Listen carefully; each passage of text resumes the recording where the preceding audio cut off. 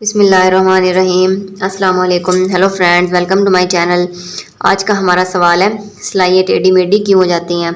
तो बहुत से मुझे कमेंट्स आ रहे हैं कि आप हमें सिलाई तो सिखा रही हैं, लेकिन सबसे पहले तो जो मेन मसला है, हमारी सिलाइयाँ ही टेढ़ी मेढ़ी हैं, उन्हें हम कैसे ठीक करें।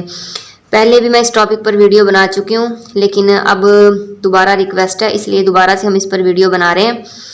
90% मेरे सब्सक्राइबर ऐसे हैं जो सिर्फ मेरी वीडियो को देखते हैं, प्रैक्टिस नहीं करते। तो मैं आपको स्टार्ट से लेकर अब तक यही आपके साथ मैं कहती आ रही हूँ कि आप प्रैक्टिस करें, लेकिन आप इस बात को सीरियस नहीं लेती। तो चलें, आज मैं आपको बताती हूँ, कुछ टिप्स और ट्रिक्स आपके साथ शेयर करूँगी। तो आप वीडियो का अंत तक ज़रूर देखिएगा, और अगर अभी तक चैनल पर नए हैं तो चैनल को सब्सक्राइब कर दीजिए और घंटी को दबाएं, ताकि हर वीडियो का नोटिफिकेशन आप तक पहुंच सके। तो चलिए अब मशीन की तरफ चलते हैं और सिलाइयों को लगाते हैं। तो मेरे पास ये रफ़ कपड़ा है।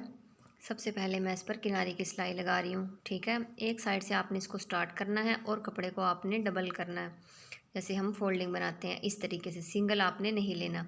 तो देखें, अब ये किनारे की सिलाई है, बिल्कुल मैंने इसे सीधा रखा है।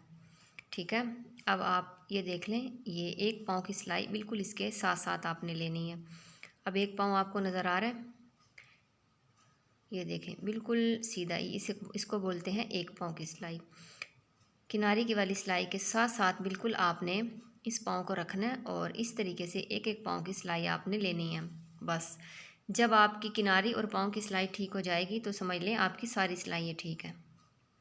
इसके लिए आपको प्रैक्टिस करना होगी। ठीक है, जितनी ज़्यादा आप सिलाइयाँ लगाएंगे उतनी बेहतरी आएगी।